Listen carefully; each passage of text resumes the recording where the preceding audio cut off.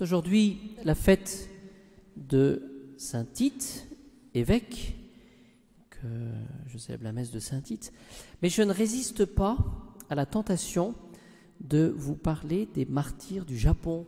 C'est la fête aujourd'hui de Saint Paul Miki et de ses compagnons, et plus particulièrement Saint Paul Miki, qui est né à Osaka en 1564 et qui est mort crucifié avec ses compagnons le 5 février 1597 à Nagasaki.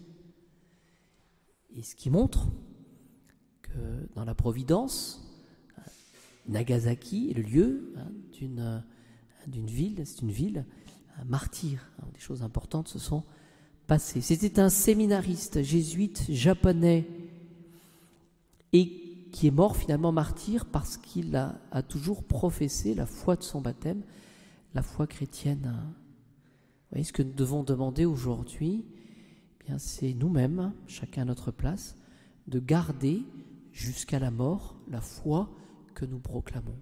Regardons ces choix de vie, ces résolutions que nous pouvons prendre, cet attachement aux petites choses, mais qui consiste finalement à rester fidèle à ce que nous avons reçu, et ne pas déroger d'une certaine manière.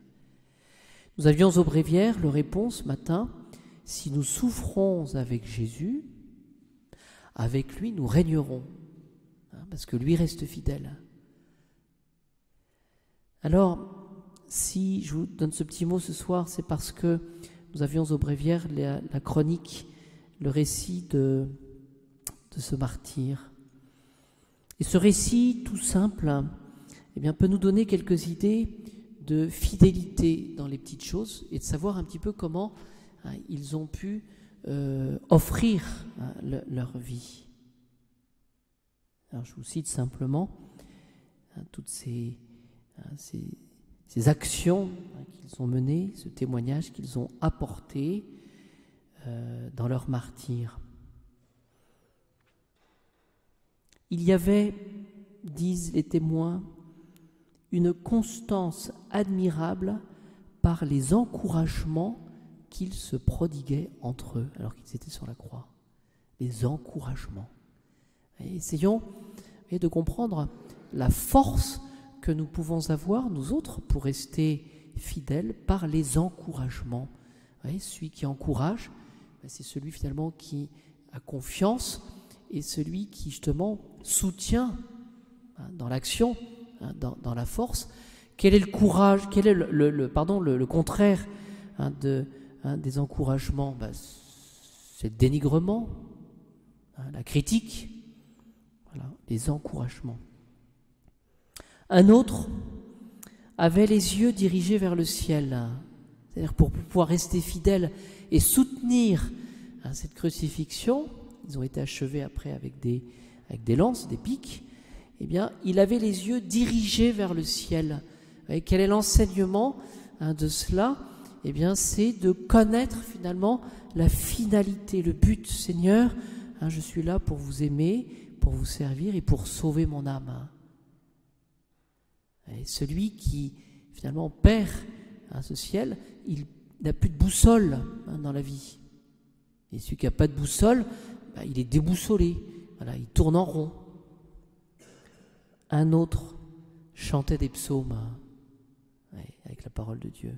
Et plus particulièrement, ce psaume, en tes mains, Seigneur, ces paroles, en tes mains, Seigneur, je remets mon âme, in manus tuas domine, commando spiritum meo. Mais cela m'invite à vous faire prier pour une famille.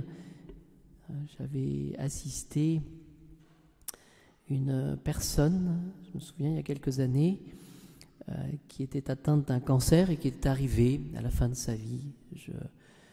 On pouvait se douter raisonnablement que cette personne n'allait pas passer la nuit.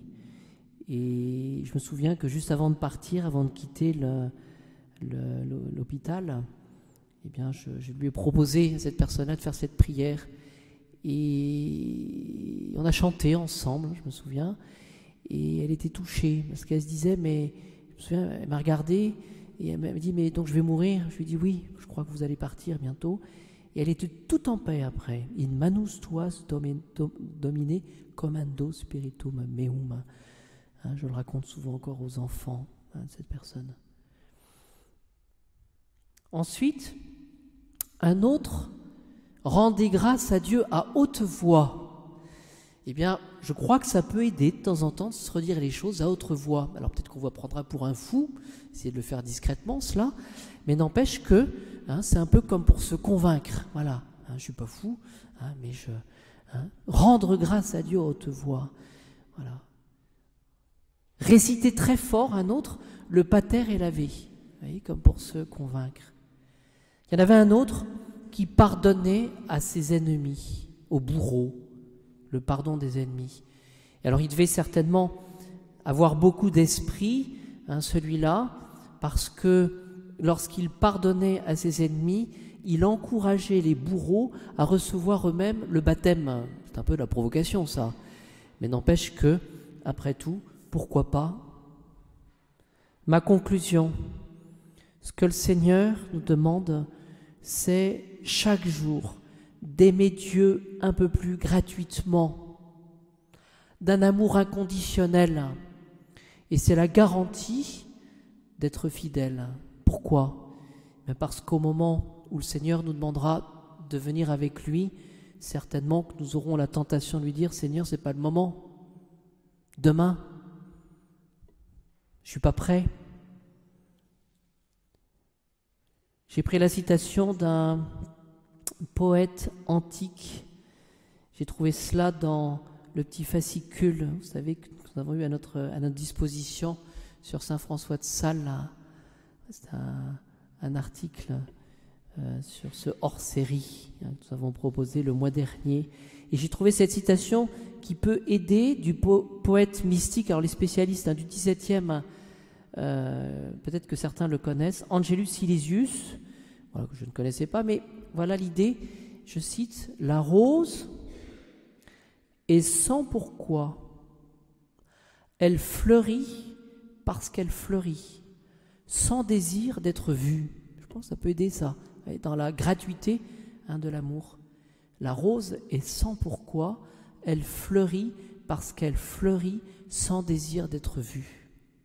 Voilà, on fait les choses pour la gloire de Dieu. Cette rose a été belle pour Dieu. Notre âme, elle est belle pour Dieu.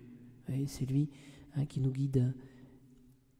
Et puis la conclusion de ma conclusion, puis j'ai vraiment fini. Le fait de l'amour rend raison de lui-même. C'est-à-dire que finalement, quand on aime, il suffit d'aimer. Il n'y a pas de raison d'aimer. Parce que si on commence à rechercher le pourquoi, eh bien c'est compliqué. Et on le voit dans la vie des familles, le fait de l'amour rend raison de lui-même. Il y a des moments où dans la vie, si on pose la question pourquoi, on est perdu. Alors c'est pas faire n'importe quoi, mais c'est entrer dans le plan de Dieu, entrer dans le plan de la providence. Et ça a un nom, ça, c'est s'abandonner.